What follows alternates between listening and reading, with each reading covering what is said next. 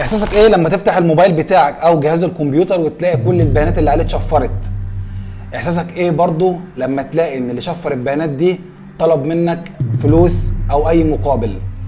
الهجمات السيبرانية شيء بقى موجود في حياتنا ولازم الاعتراف بيه، وبالفعل تم الاعتراف بيه بعد ما عمل ضربات موجعة لأكبر الأجهزة اللي موجودة على مستوى العالم. النهارده هنتكلم عن الحروب السيبرانية وإيه أهدافهم وإزاي تحمي نفسك منهم. أهلا وسهلا بيكم وحكاية في الخمسينة. جهز كوباية الشاي بتاعتك وروق مزاجك ويلا بينا.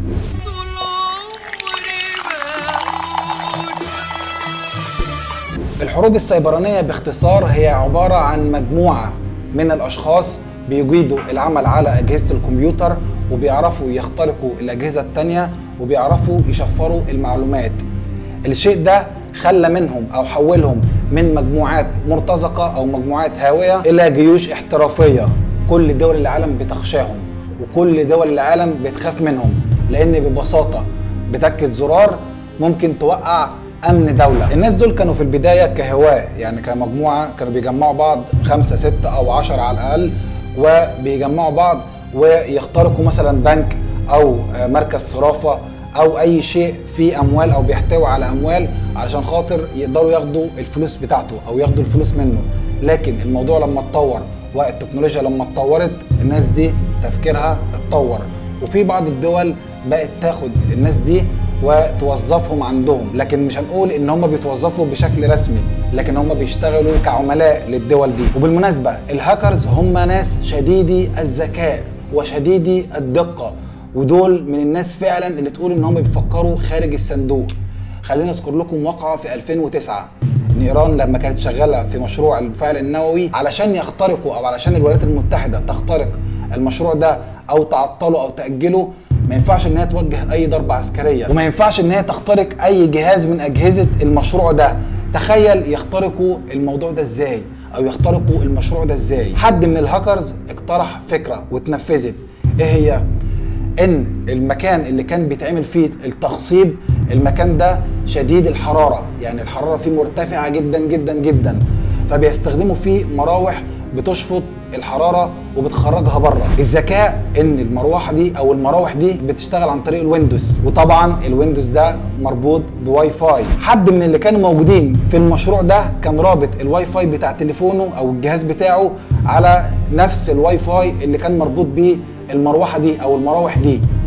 ذكاء الهاكرز ان هو قدر يخترق جهاز الشخص ده، ما اخترقش جهاز المشروع، هو اخترق جهاز الشخص ده، ومن عن طريقه قدر يخترق الواي فاي او الاي بي الخاص بالواي فاي او التحكم بالمروحه دي، وعطل المروحه دي. وبالفعل وقت ما عطلها حصل حريق. الحريق ده ادى لتاجيل المشروع الايراني، وبالفعل حصلت المشكله وايران اكتشفت ان دي هجمه سيبرانيه في 2010، يعني بعد سنه بالتمام والكمال. ومن 2009 لحد 2016 الهجمات السيبرانيه كانت شغاله بشكل متتالي على جميع الدول. ولكن في 2017 حصل كارثه كبيره، ان من بدايه شهر يناير لحد شهر يونيو 99 دوله على مستوى العالم اتعرضوا لهجمات سيبرانيه بشكل رهيب جدا. انتوا متخيلين ان الهجمات السيبرانيه قدرت تسرق 2 مليار سجل بيانات وتم دفع فدية 2 بليون دولار. دي بتتسمى او بيتسمى فيروس الفدية، ان انت فيروس بيجي على الجهاز بتاعك بيشفر لك المعلومات، وعلشان تفك المعلومات دي لازم تدفع فلوس، لازم تدفع فدية، عشان كده اتسمى فيروس الفدية. لما انت تسمع ان في 99 دولة تم اختراق انظمتهم هتقول ان دي دول من العالم الثاني او الثالث، لكن هتصعق لما تكتشف ان الدول دي من ضمنها الولايات المتحدة الامريكية، بريطانيا، البرازيل، ايطاليا، تايوان، الهند، ودول كتير جدا معروف عنها القوة الالكترونية. لكن دول كلهم ما قدروش يصمدوا قدام الحروب او الحرب السيبرانية ودفعوا الفلوس وهم ساكتين. طب ازاي الهاكرز قدروا يعملوا عملة زي كده وقدروا يسيطروا على 2 مليار قاعدة بيانات؟ الموضوع بسيط جدا، وزي ما قلت لكم ان الهاكرز اذكى ما يكون، وبيستغلوا اي ثغرة حتى لو انت شايفها تافهه، لكن دي بالنسبه لهم مهمه وبيشتغلوا على اساسها. الحقيقه ان شركه مايكروسوفت في بدايه 2017 اكتشفت ان في ثغره بسيطه جدا في البرامج بتاعتها، وعلى اساس ذلك نزلت تحديث جديد او ممكن تقول ابجريد ليها علشان خاطر المستخدمين يعملوا الابديت والثغره دي يتم معالجتها. لكن في ناس كتير من ال 99 دوله تجاهلوا كالعاده موضوع التحديثات، ولكن الهاكرز مش نايمين، دي شغلتهم. انت تتجاهل شيء هم يشتغلوا عليه، وبالفعل اشتغلوا على الموضوع ده لحد ما قدروا يسيطروا على بيانات 2 مليار قاعدة بيانات. وعلى فكرة الهاكرز في التوقيت ده ما استهدفوش بس الاشخاص، دول استهدفوا مؤسسات، ومن ضمنهم هيئة الخدمات الصحية في بريطانيا. انت مدرك؟ هيئة الخدمات الصحية في بريطانيا يتم اختراق البيانات اللي فيها، وعلى اساس ذلك تم الغاء جميع العمليات الجراحية في التوقيت ده. انت متخيل يعني ايه جميع الاجهزة اللي موجودة معاك ما فيهاش بيانات، وفي عمليات المفروض يتم اجراءها؟ طيب انا هعمل عمليه لمين؟ انا ما اعرفش مين الشخص ده، انا ما اعرفش السجل الطبي بتاعه ايه، انا ما اعرفش فلان اللي جاي ياخد علاج دلوقتي، انا ما اعرفش حالته الصحيه عامله ايه. ما هي كل البيانات اللي موجوده على الجهاز تم تشفيرها، وبالتالي الخدمات الصحيه زي ما تقول كده اتعمت، ما بقتش شايفه. هي مش هتشتغل طبعا بالتشبيه، انا مش هشبه ان الشخص ده جاي لي قبل كده فانا اقعد افتكر انت كنت جاي لي عندك سكر وتقريبا السكر كان عندك كذا فانا هديك علاج كذا. لا، ده قطاع صحي خطير جدا، وهم اشتغلوا عليه عشان خاطر فعلا هو خطير جدا، ولازم يدفع له فلوس عشان خاطر البيانات بتاعته ترجع. مش بس كده، ده في التوقيت ده تم اختراق برضو وزارة الدفاع الروسية ووزارة الطوارئ. دي امثلة بسيطة جدا من المؤسسات اللي تم اختراقها في التوقيت ده. وعايز اقول لكم ان 2009 و2017 هم اقوى ضربتين للحروب السيبرانية على مر التاريخ. وعلى فكرة الهجمات دي ماشية بمبدأ الدفع قبل الرفع، انا ما بهزرش حقيقي، لان الهجمات دي بتشتغل على ايه؟ اولا بتقفل لك كل البيانات اللي موجوده على الجهاز، يعني انت بتفتح الجهاز بتاعك ما بتلاقيش عليه حاجه خالص غير حاجتين بس، اولهم ملف الفيروس، تانيهم ملف فيه كيفيه دفع او كيفيه دفع الفديه، العنوان اللي انت تبعت عليه. وطبعا الدفع ما بيكونش كاش ولا اي شيء، ده بيكون عن طريق العملات الرقميه او البيتكوين. فهو بيمشي بمبدا ادفع الاول علشان خاطر ارفع من عليك التشفير، الدفع قبل الرفع. وطبعا لما يكون الموضوع خطير وحساس فانت بتضطر تدفع، على الرغم من انك مش ضامن هل هيتم رفع التشفير ولا مش هيتم، بس ما لكش حل تاني. لكن بقى طرق الهجوم بيبقى ليها كذا طريقة، ابرزهم طريقتين. اول طريقة ان هو بيرسل روابط على مواقع التواصل الاجتماعي، بيرسل روابط بشكل كبير جدا ومكثف، اللي هو على سبيل المثال اضغط على الصورة دي وهيطلع لك مش عارف كذا، دوس على اللينك ده واتفرج مش عارف على كذا، شاهد قبل الحذف. الحاجات اللي هي زي كده بيرسلها بطريقة بشعة جدا جدا، يعني بطريقة كبيرة جدا بشكل موسع لكل المستخدمين او معظم المستخدمين. في مستخدمين بيدخلوا بيتبعوا الخطوات ولكن بيفاجئوا ان هم تم السيطرة على بياناتهم وبيتم طلب الفدية منهم. الطريقة الثانية للهجمات وهي تجهيز سيرفرات لإرسال ملايين الطلبات لموقع معين.